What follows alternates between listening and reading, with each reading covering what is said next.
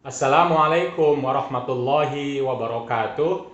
Bismillah, alhamdulillah, wassalatu wassalamu ala rasulillah wa ala alihi wa sahbihi wa mawalah amma ba'd. Allahumma antas salam wa minkas salam wa ilaika ya'udus salam. Fahayyina rabbana bis salam wa adkhilna al-jannata darus salam. Tabarakta rabbana wa ta'alaita yadal jalali wal ikram. Teman-teman sekalian, kali ini adalah pertemuan yang keempat terkait dengan mata kuliah Qawaid Fiqhiyah.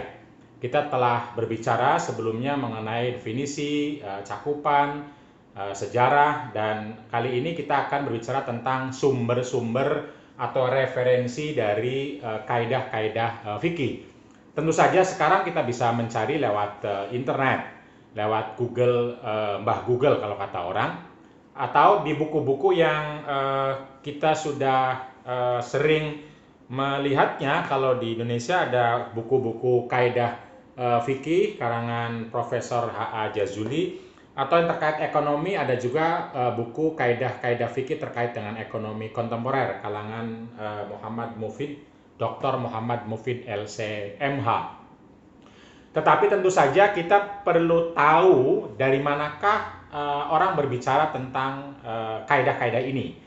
Jadi kitab-kitab apa yang pertama kali berbicara tentang kaidah-kaidah fikih, atau kitab apa yang paling populer, paling tidak ya. Sejarah kemarin kita sudah bicarakan, karena itu kali ini kita akan membicarakan salah satu sumber utama dari berbagai madhab terkait dengan kaidah-kaidah fikih. Karena kalau kita nanti mengkaji secara akademik, terutama tesis dan disertasi, kalau kita berbicara tentang kaidah fikih, maka kita harus merujuk langsung kepada referensi yang utama, referensi yang primer kalau istilahnya. Jadi tidak boleh merujuk kepada buku-buku seperti ini, kecuali sekedar penjelasan mungkin atau perkembangannya di Indonesia. Untuk kajian yang lebih otentik, lebih orisinal, lebih akademik, diharapkan kita bisa langsung merujuk kepada kitab-kitab awal, kitab-kitab asli terkait dengan sumber-sumber kaidah-kaidah fikih. Nah, ini bisa dilihat sedikit peta bahwa sumber-sumber referensi dari kaidah-kaidah fikih yang paling utama itu kita bisa melihatnya dari madhab-madhab, karena biasanya pada saat itu kaidah fikih berkembang dalam satu madhab, bukan lintas madhab.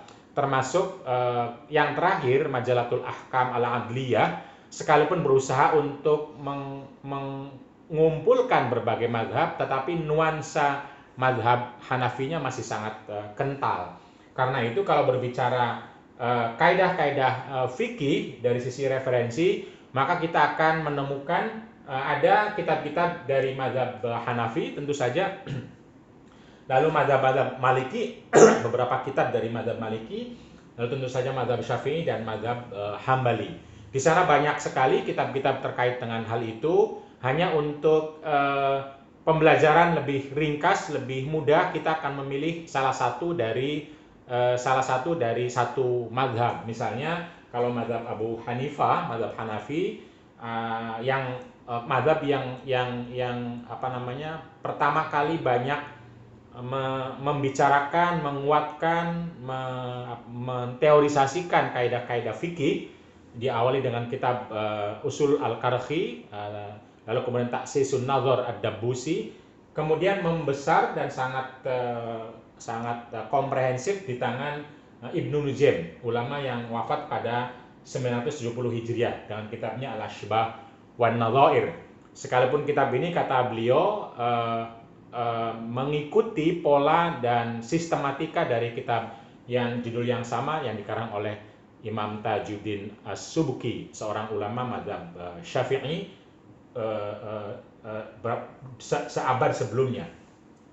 Jadi ini akan kita bahas sedikit tentang Al-Ashbah wan Nadhair yang dari kitab dari mazhab Hanafi nanti ya.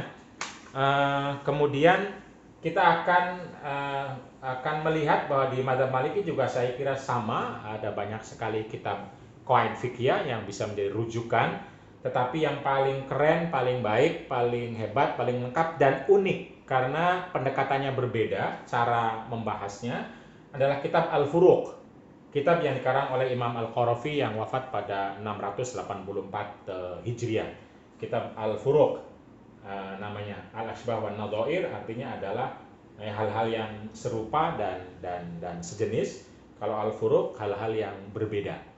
Jadi nanti bedanya, misalnya bedanya jual beli sama hutang, bedanya amanah sama doman misalnya. Dalam akidah, dalam transaksi misalnya, maka akan banyak dibahas di sana di Al-Furuq, beda tayamum sama wudhu misalnya. Nah, di madhab Syafi'i tentu saja yang cukup komprehensif adalah karangan Imam As-Suyuti yang sebelum Ibnu Nujaim, yaitu Al-Ashbah wan Nadhair, juga cukup komprehensif, lengkap, membahas hampir semua kaidah-kaidah fikih. Tapi sebelumnya kita juga punya karya kaidah yang sangat bagus, keren dalam madhab Syafi'i, yaitu Qawaidul Ahkam fi Masalihil Anam. Nah, ini kitabnya, ini banyak dibaca di pesantren-pesantren. Ini merupakan filsafat hukum Islam yang dilahirkan oleh ulama abad ke-7 Hijriah, wafat pada 660 Hijriah. Judulnya aja sudah Qawaidul Ahkam fi Masalihil Anam. Kaidah-kaidah hukum dalam kemaslahatan manusia. Jadi ulama fikih pada abad ke-7 Hijriah itu berarti sekitar 800 atau 800 tahun yang lalu lebih, itu sudah berbicara tentang logika hukum Islam terkait dengan kemaslahatan manusia. Jadi kemaslahatan manusia menjadi logika utama, tujuan utama, substansi utama dari hukum-hukum Islam.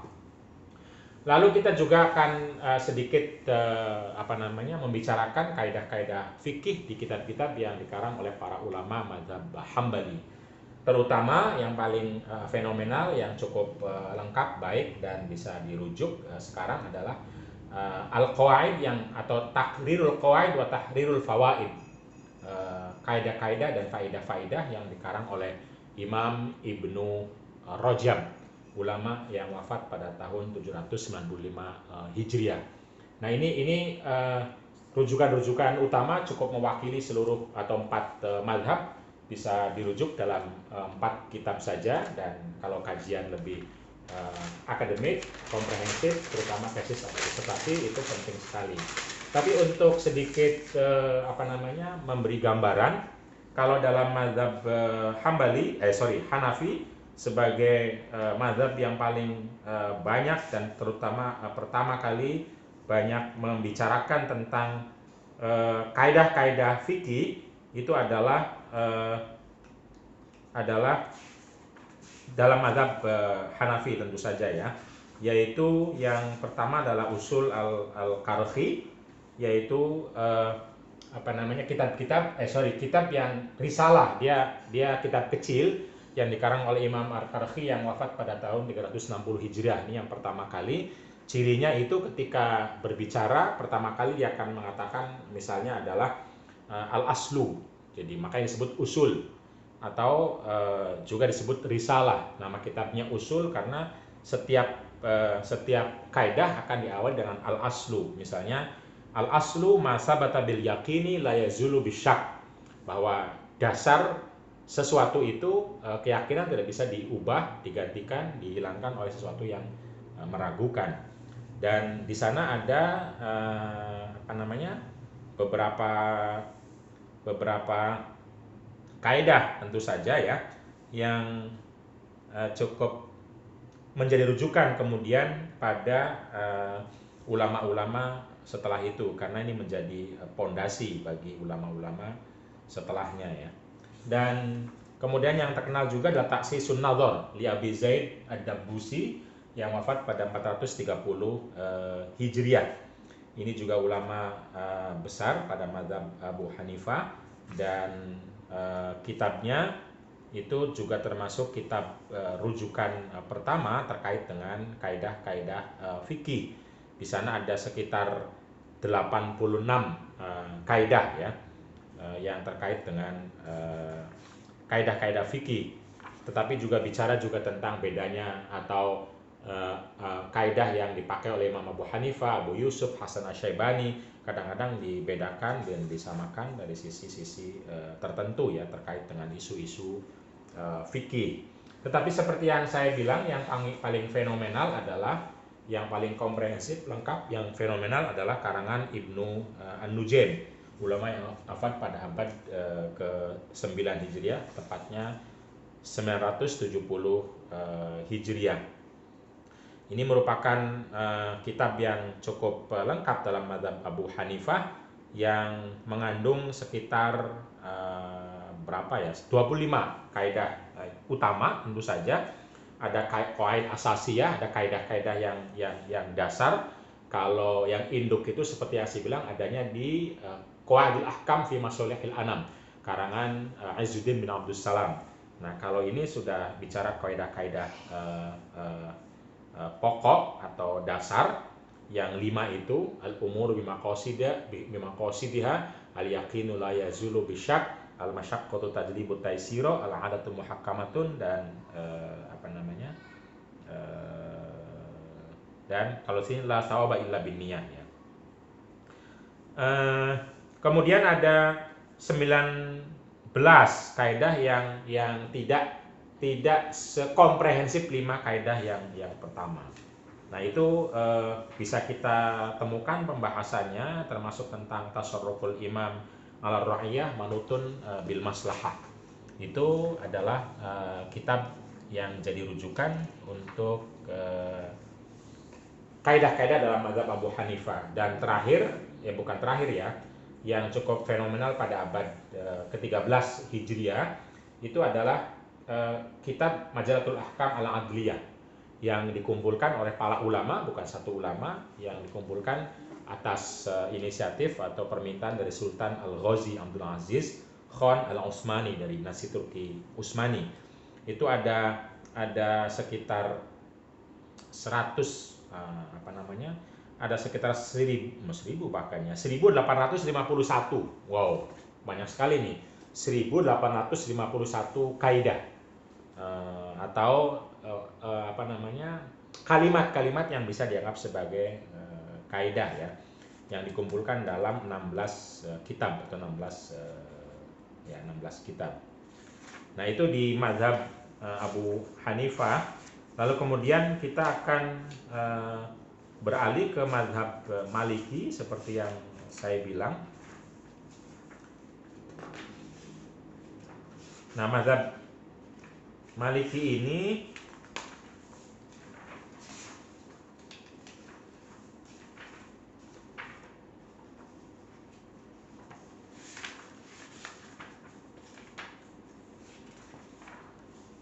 juga memiliki berbagai kitab ya. Diawali dengan Ushulul Futyah seperti yang saya bilang, mungkin bisa dilihat sebagai gambaran. Jadi ada 4 juga yang menonjol, tapi sesungguhnya lebih dari itu. Ushulul Futyah lil Khoshani abad ke-4 Hijriah, tapi yang paling fenomenal seperti yang saya bilang adalah Al-Furuq yang dikarang oleh Imam Al-Qarafi, seorang ulama yang tinggal ulama Maliki yang lahir di Qairawan, Tunis, dan tinggal kemudian di Cordova, Spanyol kalau sekarang ya. Itu kitabnya yang sangat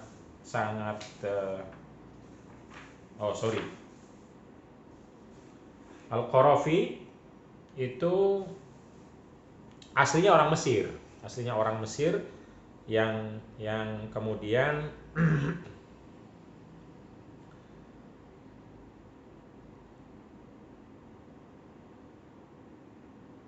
aslinya orang Mesir, tinggalnya di mana ya?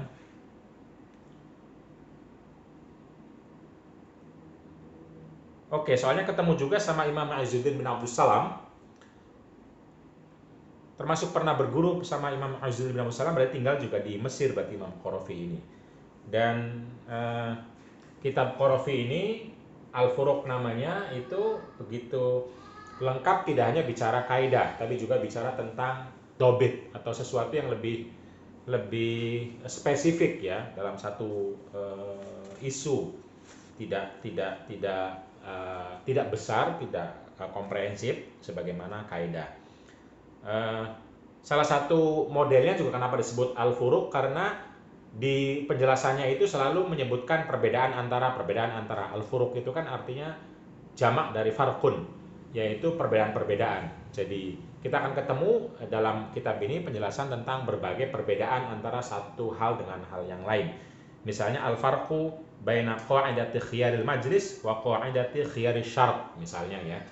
Perbedaan antara prinsip atau kaidah atau logika dalam khiyar majlis dan logika dalam khiyar syart. Nah, maka ada penjelasan di sana. Begitupun perbedaan antara kaidah dalam qard, hutang piutang, sama kaidah dalam jual beli. Nanti akan kelihatan apa beda jual beli sama hutang. Begitupun perbedaan antara damai dan kesepakatan. Apa beda antara sulhun sama ittifaq misalnya. Itu penting sekali untuk bisa mendalami lebih lanjut tentang karakter-karakter transaksi dalam fikih Islam. Ada yang lain yaitu Al-Qawaid lil Maqarri, karangan ulama Al-Maqarri yang wafat pada abad ke-8 Hijriah, persisnya tahun 758 Hijriah, atau kitab Idahul Masalik ila Qawaidil Imam Malik. Ini lebih kemari lagi abad ke-10 Hijriah, 500 tahun yang lalu ya. Itu tentang kaidah-kaidah juga. Jadi kitab-kitab rujukan dalam mazhab Maliki terkait dengan kaidah-kaidah fikih itu juga banyak, dan tetapi yang paling fenomenal dalam arti lengkap dan sampai sekarang dicetak dan dibaca oleh banyak orang adalah yang kedua, yaitu Al-Furuq lil Maqarri. Berikutnya adalah kitab-kitab dalam mazhab Syafi'i. Dalam mazhab Syafi'i juga sama, banyak sekali kitab-kitab kaidah fikih yang ditulis oleh para ulama dalam mazhab Syafi'i yang pertama kali meletakkan batu kaidah-kaidah fikih dalam sebuah kitab adalah Imam atau Syekh Izzuddin bin Abdussalam. Ini bukunya atau kitabnya, seorang ulama yang sangat warok, alim, dan pernah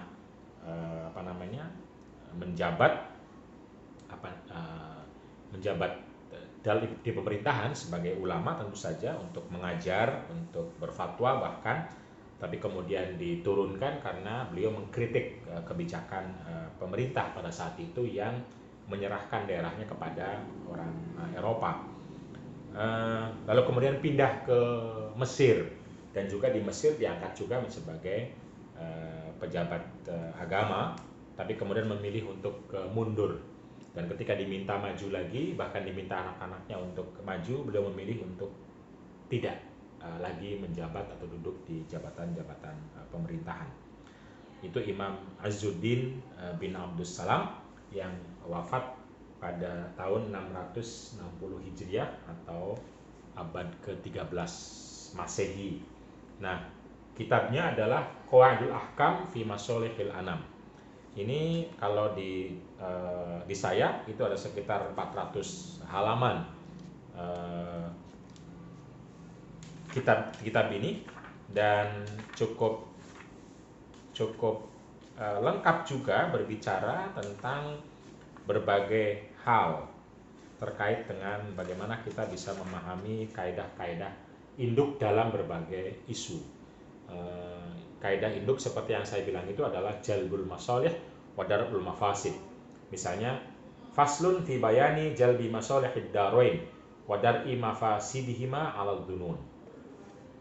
Dan hampir semua pembahasan selalu dikaitkan dengan jalbul masalih, darul mafasid. Jalbul masalih, darul mafasid. Dalam semua bab-bab pembicaraan mengenai ibadah, mengenai muamalat, mengenai jinayat, pidana, perdata, mengenai keluarga, mengenai keadilan, dan semua bab-bab dalam fikih itu selalu dikaitkan dengan kaidah induk, yaitu jalbul masalih wa darul mafasid, termasuk terkait dengan boleh nggak menurunkan pemerintahan misalnya. fi taqayyudil azli bil aslahi lil muslimina fal aslah.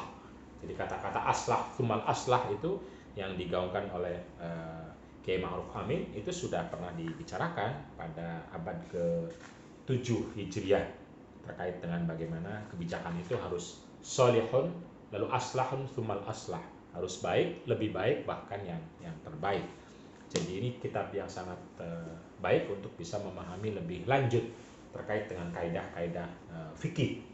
Yang kedua juga ada Asbah wan Nadhairnya Imam Tajuddin As-Subuki.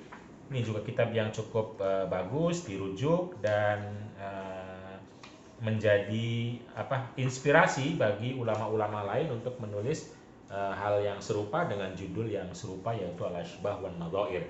Terutama Imam Suyuti ini ikut dengan Imam Tajuddin As-Subuki ketika menulis kitab Al-Asbah wan Nadhair terkait dengan kaidah fikih, karena ada juga terkait dengan tafsir, terkait dengan bahasa dengan judul yang sama tapi Asbah wan Nadhair, yang ini terkait dengan kaidah-kaidah fikih.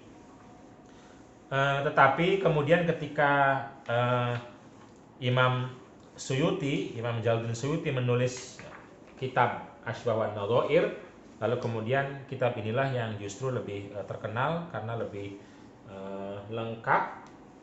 Hampir semua pembahasan itu dijelaskan ya, dan Imam Suyuti adalah seorang ulama yang proliferik, banyak sekali menulis kitab, lebih dari 600 kitab yang ditulis dari kecil mau sampai yang besar dalam berbagai disiplin ilmu, bahasa, tafsir, hadis, apalagi balaghah, sejarah juga, dan lain sebagainya, termasuk adalah kaidah usul fikih dan kaidah-kaidah fikih. Dan Asbah wan Nadhairnya Imam Suyuti ini bisa kita nikmati sekarang karena beredar di Indonesia dan di berbagai tempat. Ini kitabnya Al-Asbah wan Nadhair dari ini cetakan Timur Tengah ya, tapi di Indonesia juga ada cetakan yang beredar, yang mungkin terbitan terbaru itu ada. Nah, itu Al-Asbah wan Nadhair Imam Suyuti. Jadi kalau kita ingin lebih lengkap berbicara tentang kaidah, ya kita merujuk ke kitab ini harusnya, kalau kita mau membahas kaidah dengan cara lebih orisinal, dengan cara lebih dalam, lebih akademik, dan tahu perkembangan dan penjelasannya dari ulama awam. Tentu saja terakhir kita punya kitab-kitab yang dikarang dalam mazhab Hambali. Juga sama, kita punya cukup banyak kita cukup banyak ulama dalam mazhab Hambali yang mengarang kitab-kitab terkait dengan kaidah fikih. Yang pertama adalah Imam Ibnu Taimiyah dengan kitabnya Al-Qawaidu An-Nuraniyah Al-Fiqhiyah. Ini kitab kaidah fikih juga yang ditulis oleh Imam Ibnu Taimiyah, seorang ulama yang proliferik juga, mengarang dalam berbagai hal, ahli fikih, ahli filsafat juga, bahkan ahli logika, ahli hadis, dan lain sebagainya. Lalu yang kedua, ini yang sepertinya lebih terkenal atau lebih komprehensif terkait dengan kitab kaidah fikih dalam mazhab Hambali, yaitu Taqrirul Qawaidi wa Tahriru Al-Fawaid, yang ditulis oleh Imam Ibnu Rajab, yaitu imam atau ulama yang wafat pada akhir abad ke-8 Hijriah, itu tahun 795 Hijriah. Dan yang ketiga adalah Al-Qawaid Ibnu Abdul Hadi. Jadi ini juga dalam mazhab Hambali, dan mazhab Hambali juga punya kumpulan-kumpulan kaidah mirip dengan Majalatul Ahkam Al-Adliyah yang ditulis oleh Ahmad bin Abdullah Al-Qari Al-Hanafi, tapi yang menulisnya orang yang bermadzhab Hanafi bisa jadi, karena ada kata-kata Al-Hanafinya pada abad ke-14 Hijriah. Jadi setelah Majalatul Ahkam Al-Adliyah Turki Utsmani itu, ada lagi Majalatul Ahkam Al-Adliyah dalam mazhab Hambali, untuk menyempurnakan mungkin ya kali. Nah, kembali kepada apa namanya, seperti yang saya bilang, kepada rujukan yang paling pokok. Nah, ini mungkin bisa ditulis, ini rujukan yang paling pokok, referensi yang paling pokok yang bisa apa namanya kita jadikan sebagai referensi ketika kita ingin menulis dan menulis serta mendalami kaidah-kaidah fikih untuk kajian yang lebih akademik, terutama untuk tesis dan disertasi ya. Yang pertama seperti yang saya bilang adalah Al-Ashbah wan Nadhair karangan Ibnu Nujaim dalam mazhab Abu Hanifah. Ini seperti yang saya bilang sebelumnya, kata penulisnya sendiri yaitu Imam Ibnu Nujaim mengatakan bahwa beliau menulis kitab ini, kaidah-kaidah fikih, terinspirasi dari Imam Tajuddin As-Subki yang juga menulis hal yang sama tapi dalam mazhab Syafi'i, yang yang sudah lahir sebelumnya, dan bukunya sudah lahir sebelumnya, dan kemudian kitab Ashbah wan Nadhair Imam Ibnu Nujaim ini menjadi kitab yang paling terkenal di kalangan mazhab Abu Hanifah terkait dengan kaidah-kaidah fikih.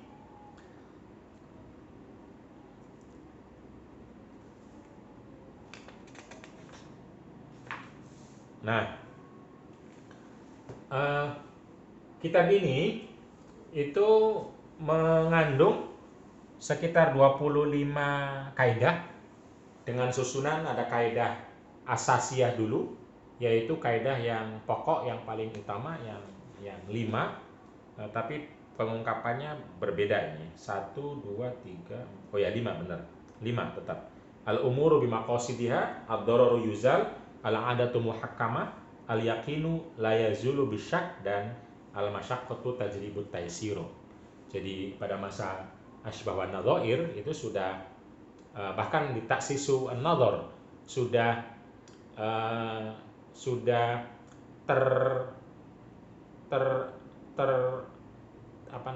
terkumpul sebuah konsep adanya 5 kaidah induk itu.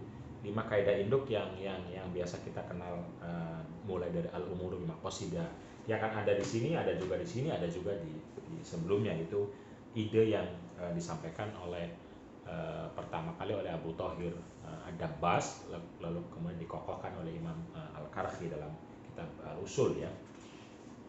Jadi di antara kaidah yang disampaikan dalam Ibnu Nujaim itu adalah tentang al-ijtihadu la yanqudu atau la yunqadu boleh bil ijtihad, bahwa suatu ijtihad itu tidak bisa dihapuskan oleh ijtihad yang lain. Jadi kalau misalnya kalau konteks sekarang, kalau MUI berfatwa, itu fatwa MUI tidak bisa serta-merta mengalahkan atau menghapus fatwa NU atau fatwa Muhammadiyah. Jadi ijtihad itu bisa muncul dari berbagai pihak. Karena itu tidak bisa mengalahkan, menegasikan, dan menganulir ijtihad pihak lain. Nah, itu sudah menjadi kaidah dulu ya. Jadi karena itu antar imam boleh saja berijtihad yang berbeda. Bahkan dalam satu mazhab antar ulamanya bisa berijtihad berbeda satu dari yang lain. Idza istama'al halalu wal haramu ghullibal haram. Ini kaidah juga yang disampaikan oleh Imam Ibnu Nujaim dan dijelaskan panjang lebar di sana, bahwa kalau ada halal dan haram berkumpul dalam satu masalah, satu bejana, maka ghullibal haram, maka dianggap haram. Jadi haram yang dimenangkan. Jadi kalau di bejana itu ada najis, ada air tidak najis, maka yang dianggap adalah najis. Tasarruful imami ala ra'iyati manutun bil maslahah. Ini juga terkenal sekarang, sering dipakai oleh ulama-ulama NU, bahwa kebijakan seorang imam pemerintah ataupun organisasi, pemimpin dalam organisasi itu manutun bil maslahah, harus terkait dengan kemaslahatan. eh, Kemaslahatan siapa? Kemaslahatan yang dipimpinnya, yaitu rakyat itu. Sehingga kalau tidak ada maslahat bagi yang dipimpinnya, itu bisa dianulir nantinya. Zikru ba'di ma layatajazza'u kadzikri kullihi, menyebutkan satu bagian dari sesuatu yang tidak bisa dipisah-pisahkan, itu seperti menyebutkan seluruhnya. Jadi kalau dibilang misalnya tangan ini kan bagian dari saya, nggak bisa dipisahkan. Kalau dipisahkan lain dengan apa namanya apa lain dengan barang yang bisa dipisah-pisahkan. Kalau tangan tidak bisa, pintu rumah tidak bisa dipisahkan. Maka kalau menyebutkan tangan itu sudah berarti menyebutkan seluruhnya. Kalau kita bilang saya melihat tangannya, saya melihat wajahnya, maka sesungguhnya ya melihat seluruh tubuhnya artinya, walaupun disebutkan cuma wajah. Saya melihat wajah apa namanya Pak Quraisy misalnya, maka itu artinya melihat seluruh tubuh Pak Quraisy. Itu al-asbah wan nadhairnya Imam Abu Hanifah atau mazhab Abu Hanifah yang ditulis oleh Ibnu Nujaim.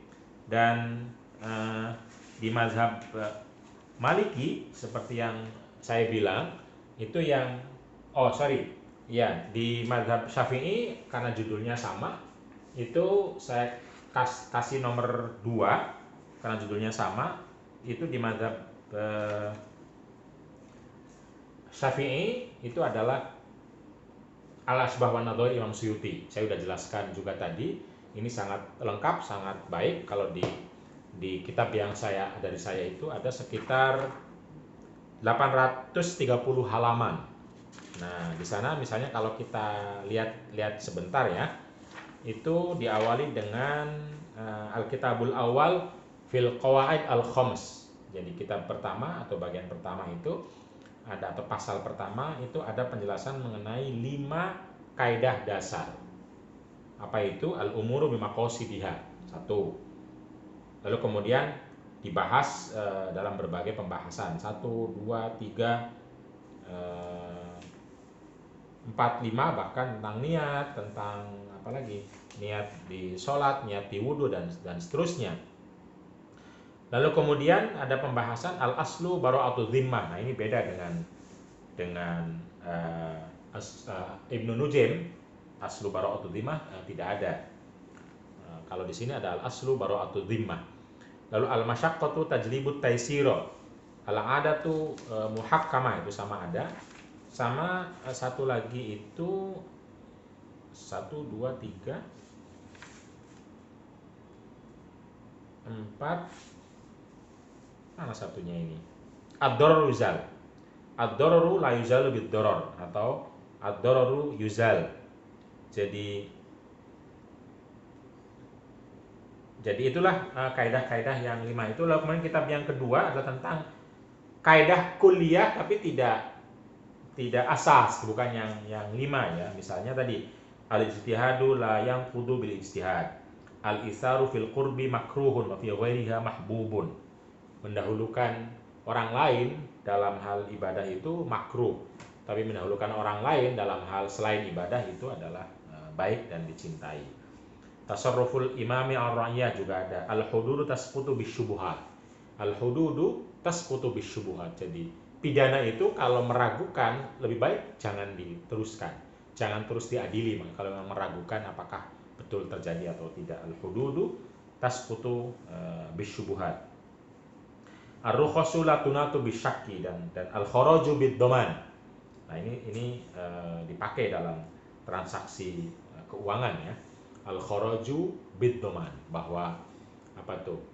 Hasil itu bisa menjadi hak bagi seseorang yang menanggung. Jadi kalau seseorang menanggung sesuatu, lalu dari sesuatu yang ditanggungnya itu keluar hasil, maka hasilnya menjadi haknya karena dia menanggungnya itu. Nah, itu bahasa kaidahnya al-kharaju bid-dhaman. Hasil itu bisa dimiliki oleh orang yang menanggung atas sesuatu tersebut. Jadi hasil dari sesuatu bisa dimiliki oleh seseorang yang menanggung atas sesuatu tersebut. Al-fardu afdhalu minan nafli misalnya juga. Dan seterusnya, ma haruma akhdhuhu haruma i'tauhu. Sesuatu yang diharamkan mengambilnya juga diharamkan memberinya. Misalnya nyontek. Nyontek itu kan memberi ataupun meminta itu sama-sama nggak boleh. Nah, itu kaidahnya adalah ma haruma akhdhuhu haruma ya'ta'uhu.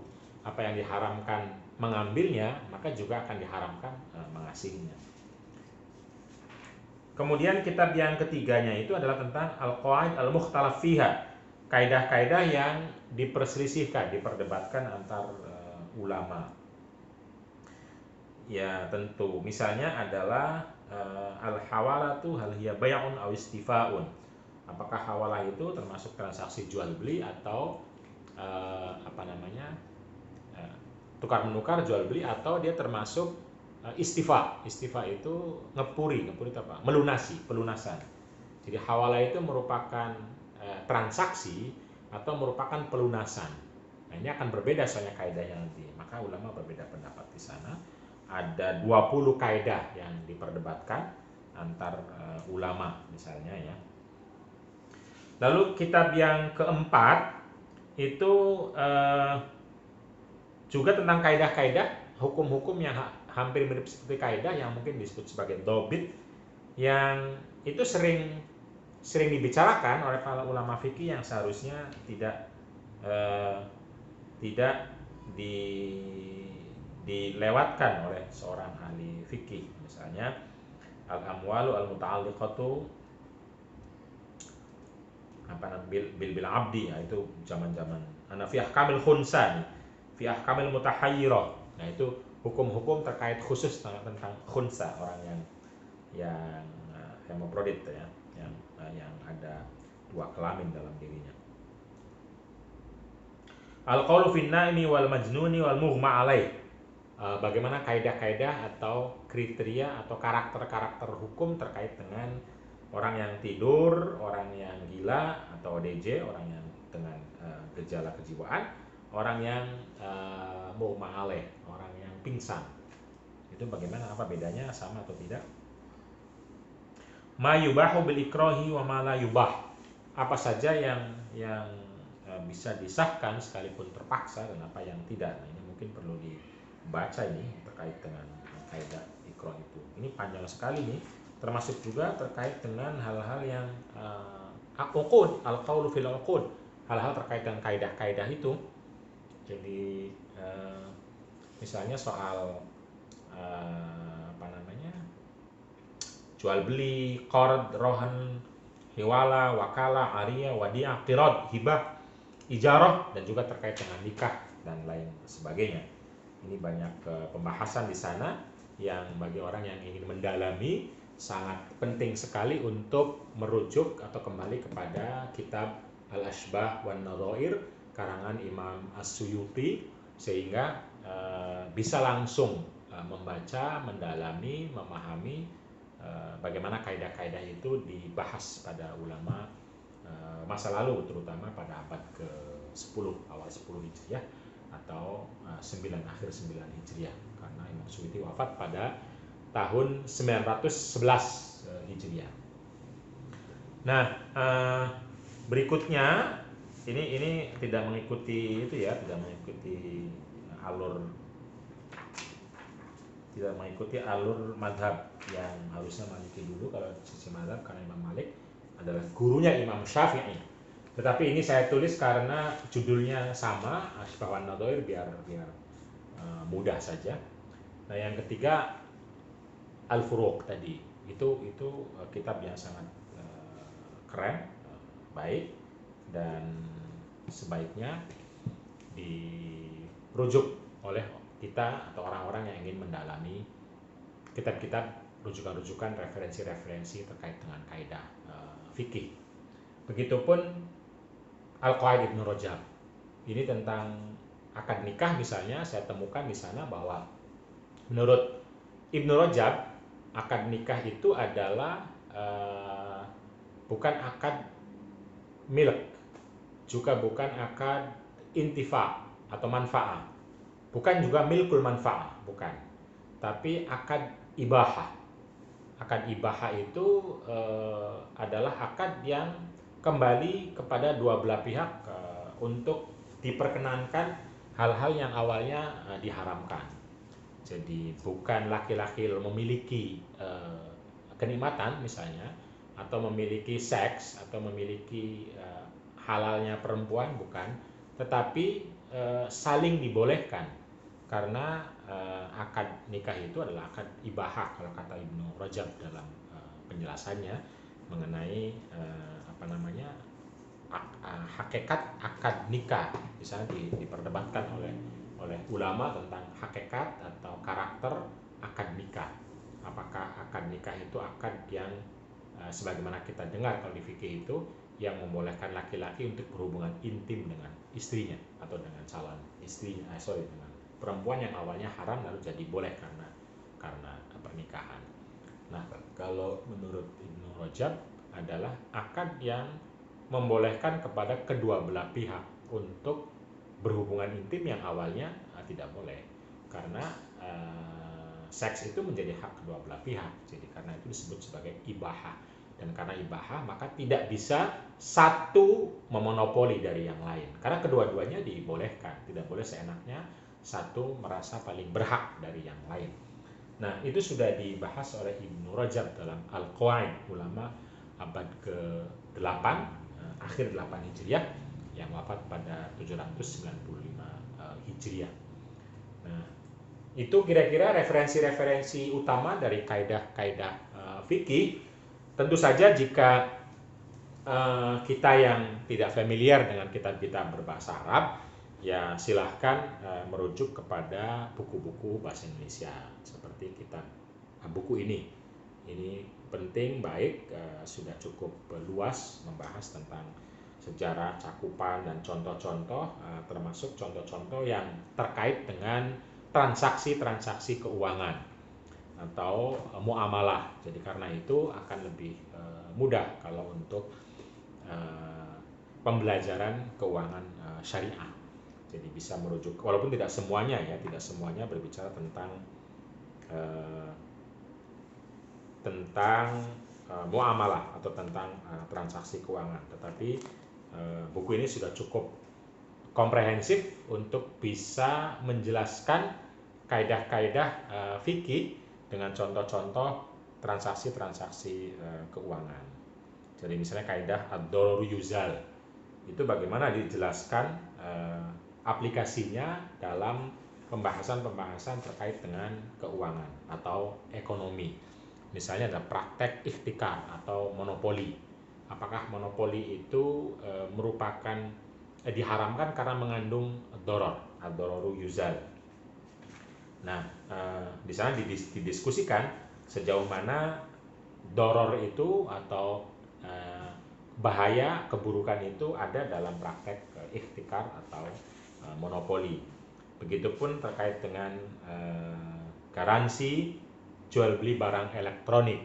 Itu garansi itu diperlukan untuk menerapkan kaidah ad-dararu yuzal misalnya. Dijelaskan di sana juga sehingga kita bisa memperoleh pemahaman yang komprehensif dalam terkait dengan kaidah ad-dararu yuzal dengan contoh garansi jual beli barang elektronik.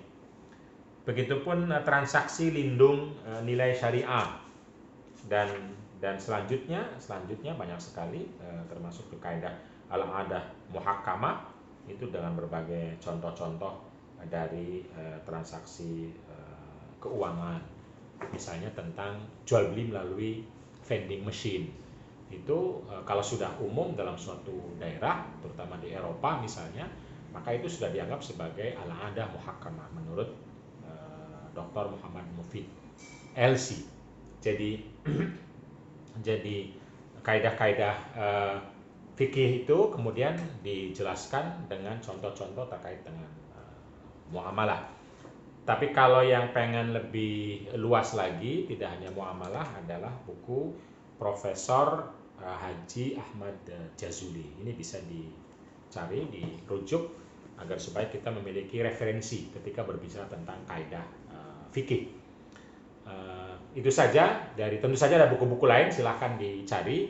Tapi intinya adalah kita sudah memiliki berbagai referensi yang otoritatif sejak pada masa klasik Islam abad ke-4 Hijriah, dan kemudian membesar pada abad berikutnya, terutama abad ke-8 dan 9 yang semakin komprehensif, dan pada abad ke-13 bahkan sudah ada sekitar 2000 kaidah atau 2000 kalimat yang bisa dianggap sebagai kaidah. Jadi kalau mau mendalami silahkan dirujuk ke sana agar kita tidak terputus khazanahnya. Karena kalau hanya memahami dari buku-buku ini kita bisa terputus, tidak tahu sejarah besarnya, tidak merasakan sendiri bagaimana sejarah perkembangannya. Tapi kalau kita merujuk langsung kepada referensi-referensi, maka kita akan memperoleh aura bagaimana khazanah itu ditulis dan dikembangkan oleh para ulama, sehingga kita merasakan rasa fikihnya, malakah fikihnya, malakah keilmuannya, dan sebagainya. Tapi tentu saja kalau untuk tingkat sarjana, untuk mengetahui awal, ini sangat membantu buku-buku ini. Silahkan dicari dan dibaca, dan bisa menjadi pijakan awal untuk membahas jika mau tentang kaidah-kaidah fikih. Jadi skripsi misalnya atau tesis dan disertasi bisa saja dengan mengembangkan kaidah fikih atau mengaplikasikan kaidah fikih pada contoh-contoh yang ada, baik mengkaji yang sudah ada yang dilakukan oleh MUI misalnya, NU, Muhammadiyah, atau kita sendiri melakukan tandir atau melakukan tandir teoritisasi, atau melakukan taq'id, membikin kaidah baru, atau ilhaqun nadhair, tatbiq dan ilhaqun nadhair, mempraktekkan untuk kasus-kasus baru. Nah, untuk mempraktekkan ini tentu saja kita perlu contoh-contoh yang banyak sepanjang sejarah. Nah, contoh-contoh itu bisa kita temukan dalam rujukan-rujukan ini atau rujukan-rujukan yang lain. Kalau di kitab-kitab atau di buku-buku bahasa Indonesia mungkin contohnya sangat terbatas, dan hanya bisa jadi hanya ada tentang konteks kita sekarang.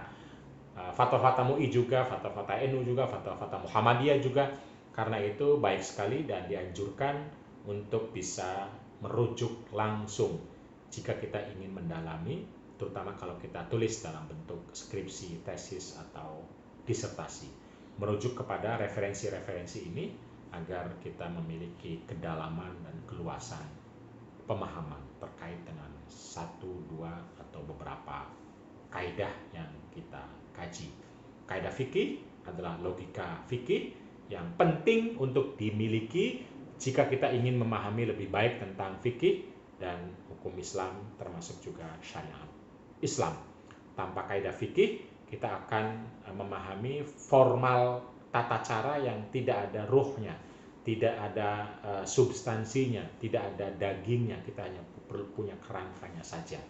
Karena itu kita penting untuk banyak membaca, mengkaji, dan mempelajari kaidah-kaidah fikih agar menemukan puzzle, menemukan logika, menemukan substansi dari seluruh besaran fikih, hukum, atau syariat Islam. Demikian kelas kita yang keempat terkait dengan kaidah fikih dengan tema sumber-sumber atau referensi kitab-kitab yang berisi kaidah-kaidah fikih. Sampai ketemu lagi pada pertemuan berikutnya. Terima kasih banyak. Wallahul muwaffiq ila aqwamit thoriq, wabillahi taufiq wal hidayah. Wallahu yarhamuna rahmatan 'ammatan syamilah. Wassalamualaikum warahmatullahi wabarakatuh.